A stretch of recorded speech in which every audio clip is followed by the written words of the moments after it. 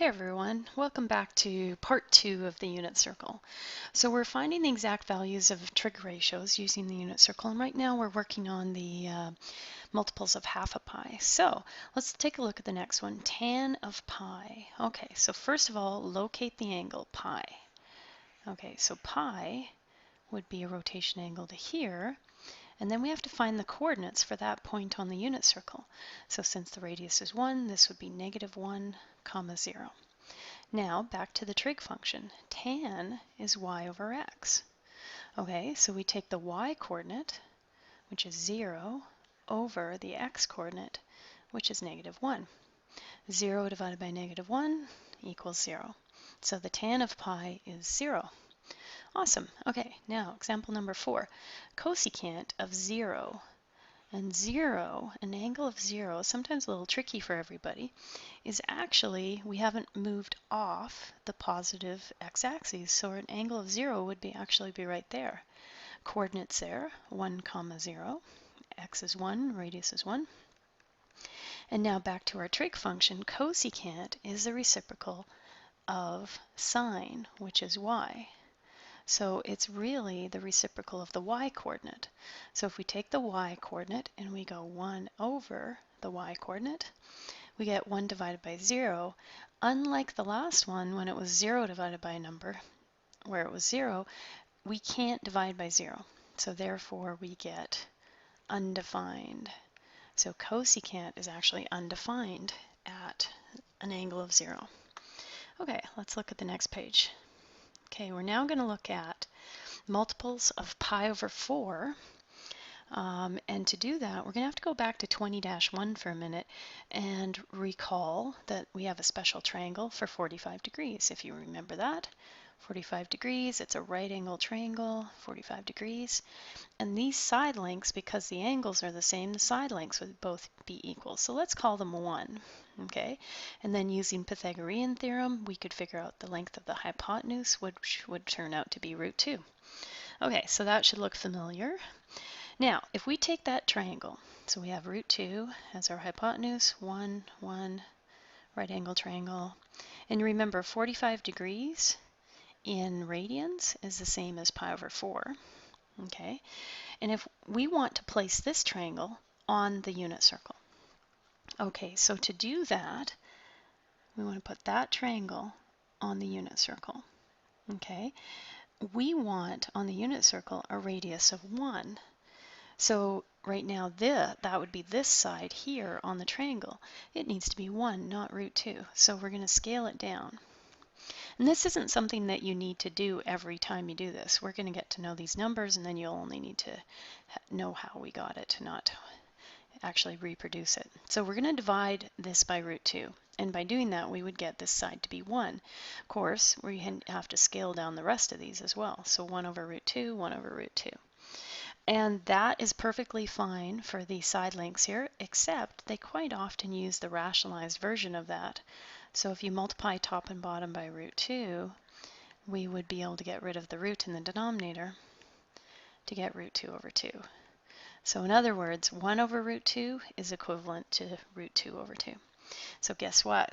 That's what these side lengths would be on our triangle. Equal side lengths when we have pi over 4 as our angle. Okay, so the coordinates here would be √2 over 2, √2 over 2. Equal side lengths at all quarter pi's. Okay, so now we're going to put that to work with some examples here. And again, so really the only thing you have to memorize on here is that the side lengths are the same. Think 2 of a kind, √2 over 2, √2 over 2. Okay, so I'm going to scroll up because I don't want you to be using that. All right, let's try this one. So first of all, you want to figure out where pi over 4 is to find sine of pi over 4 in this first example. So 1/4 of a pi. So think pi is all the way to here. 1/4 of the way would be exactly halfway between 0 and pi over 2. Okay, if you draw a little triangle down, you should go, hey, that's one of those where the side lengths are the same. 2 of a kind, in fact. So √2 over 2, √2 over 2. Okay, then you go back to your trig function and you go, oh, okay, I need sine, which is y on the unit circle. So my answer would be root 2 over 2. Yay, done. Okay, let's try the next one. Cos of 3 pi over 4. Okay, 3/4 of a pi. So all the way to here is pi. 3/4 of the way would be 1, 2, 3. We would be right here. Draw a little triangle, and you go, hey, that's one of those where the side lengths are the same. So I write root 2 over 2, root 2 over 2, 2 of a kind. Then you have to think about where you are, because we are no longer in quadrant 1 here, where they're both positive. So think, if you're to plot this point, you would go left, which making x negative, and we'd go up, which makes y positive. Okay, so we're all good. Back to the trig function. Cos is your x coordinate on the unit circle. X is negative root 2 over 2. And you are done. Okay, once you get the hang of these, like I said, you'll just be able to think of this picture in your head and know what the answer is. Okay, tan of 7 pi over 4. Okay, you're probably not quite yet to knowing what the answer is just by picturing it in your head, but we'll get there. Okay, 7 pi over 4. So 7/4 of a pi. Well, that's more than 1 pi, right? And in fact, 8 over 4, which is 2 pi, would be right there. So it's 1/4 less, and a quarter is halfway between. Triangle where the side lengths are the same, 2 of a kind. So we'd be at root 2 over 2, comma, root 2 over 2. Then think about where you are. We went right, so x is positive, down, so y is negative.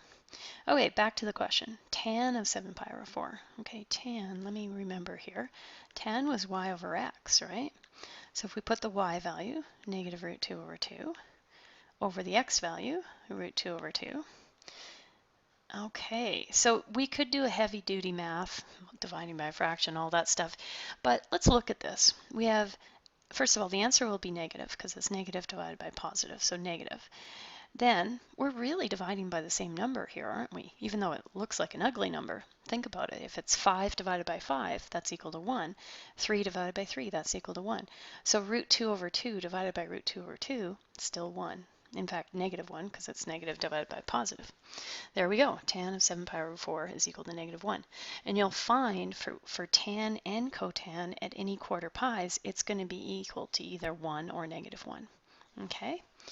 Great. Let's look at the next one. Secant 5 pi over 4. All right, first locate, whoops, went too far. First locate where that would be. Okay, so 5/4 should end up there. Let's triangle where the side lengths are equal. Write down the coordinates, 2 of a kind. Think about whether they're positive or negative. In this quadrant, they'd both be negative, negative x, negative y. And now go back to your question. Secant is 1 over cos. Cos is x, so it would be 1 over x. Or take your x coordinate and reciprocal it.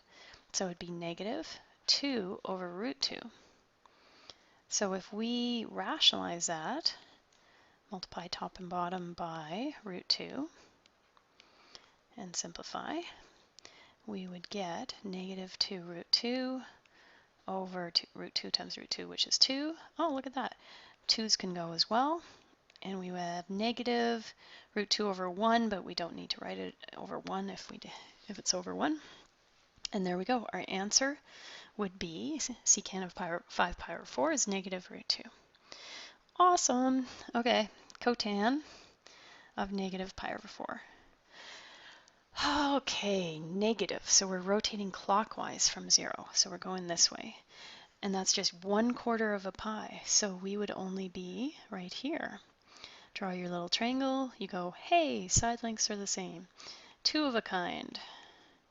So we would write the same coordinates down. Think about where you are. Right, so x is positive. Down, y is negative. Back to the question. Cotan is x over y. So x was positive root 2 over 2 over negative root 2 over 2. And if you already recognize that it was going to be 1 or negative 1, you can go ahead and jump to that if you like. So obviously same coordinates, so it's going to be 1. Look at the signs, positive divided by negative, so the answer would be negative 1. Awesome. Okay, next question. cosine squared. Oh, that's a little new, isn't it? Okay, we'll get to that. Of negative 3 pi over 4. Okay, let's figure out where negative 3/4 of a pi is. First, negative, we're going this way. 3/4, 1/4, 2/4, 3/4. We're right here. Come up with the coordinates. Side lengths are the same, 2 of a kind. We're in quadrant 3, so it went left and down. Both are negative. Okay, now back to the question. Okay, cos. All right. Well, cos, first of all, that's square. Let's talk about that.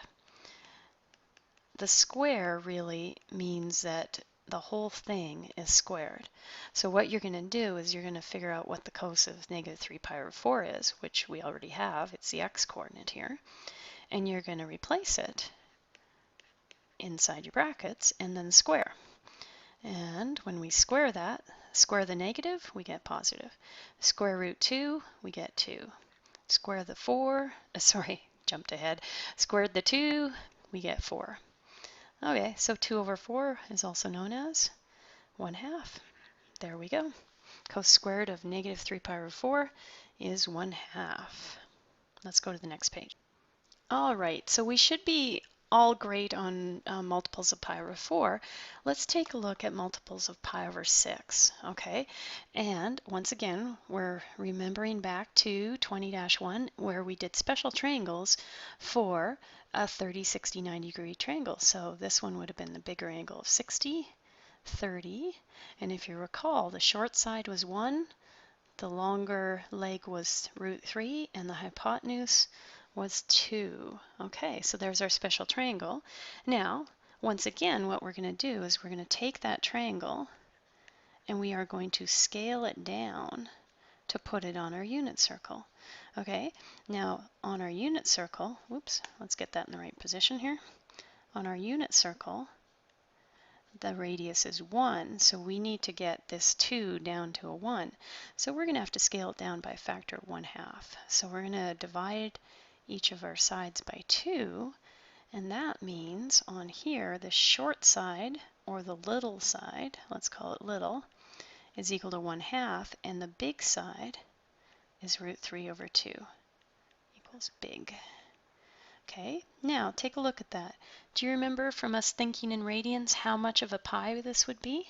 It looks like, all the way to here is pi, it looks like that would be 1/3 of pi.